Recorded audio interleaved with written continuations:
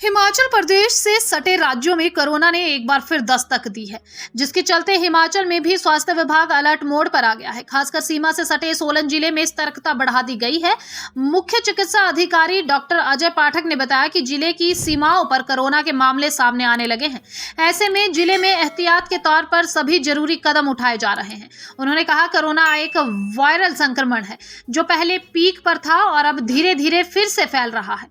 ऐसे में किसी भी तरह की लापरवाही भारी पड़ सकती है। डॉक्टर अजय पाठक ने बताया कि कोरोना से निपटने के लिए स्वास्थ्य विभाग पूरी तरह तैयार है। पीपीई किट, मास्क, सैनिटाइजर और दवाइयों का पर्याप्त स्टॉक तैयार कर लिया गया है। साथ ही कोरोना किट्स की भी खरीदारी की जा चुकी है। उन्होंने बताया कि इस संबंध में एक उच्च स्तरीय बैठक आयोजित की गई है, जिसमें जिले के सभी बीएमओ को सख्त निर्देश जारी किए गए हैं कि अस्पतालों में विशेष सावधानी बरती जाए और कोरोना संदिग्ध मरीजों के लिए अलग से व्यवस्था सुनिश्चित की जाए।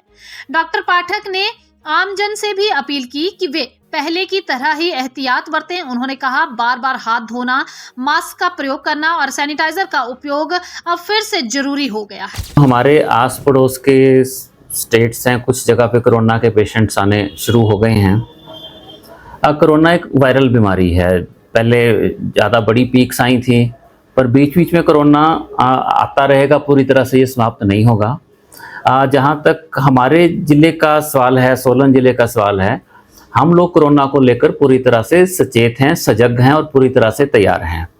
कल भी हमने अपनी एक मीटिंग की थी। मीटिंग करके इस बात का चर्चा की गई कि हम सामान के लिए पूरी तरह से तैयार हैं या नहीं हैं। जिन भी चीज़ों की आवश्यकता है वो चीज़ें खरीदी जा रही हैं, प्रोक्योर की जा रही हैं। जो दवाइयाँ हैं, किट्स हैं, पीपीईज हैं, मास्क हैं, ग्लव्स हैं, ये सारी चीज़ों का हमने स्टॉक लिया और हमारे पास सफिशिएंट मात्रा में ये सारा कुछ उपलब्ध है और हम पूरी तरह से कोरोना से निपटने को तैयार हैं। इसके साथ हमने अपने बीएमओस को ये आदेश भी दिए हैं, उनसे रिक्वेस्ट भी की है कि जो भी आपके हॉस्पिटल्स हैं जहां इंडोर फैसिलिटी अवेलेबल है, वहां कुछ बेड्स कोरोना के लिए वो चिन्हित कर दें, ताकि अगर बाई चांस कोई मरीज़ ऐसा आ जाता है जिसे दाखिल करने की आवश्यकता पड़ती है, तो लास्ट मोमेंट पे जाके ये ना देखना पड़े कि इसको कहाँ रखें, क्या करें।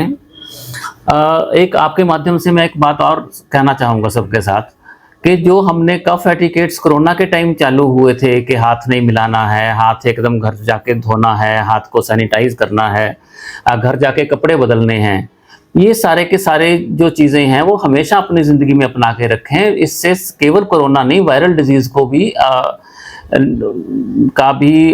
प्रिवेंशन करने में इससे हमें हेल्प मिलती है। तो मैं लोगों से यही अपील करूंगा कि अगर खांसी आपको है तो अपने आप स्वयं मास्क पहनें।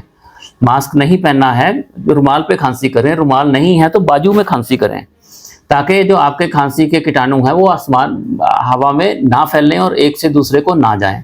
हाथ सबसे गंदी चीज़ होती है। जहाँ भी आप हाथ लगाओगे, रेलिंग पे हाथ लगाओगे, किसी ने वहाँ खांसा है, थूका है, उसके आप अपने पास कीटाणु लेके जाते हो और नाक में, आंख में, मुंह में डालते हो तो वो कीटाणु सारे के सारे चले जाते हैं।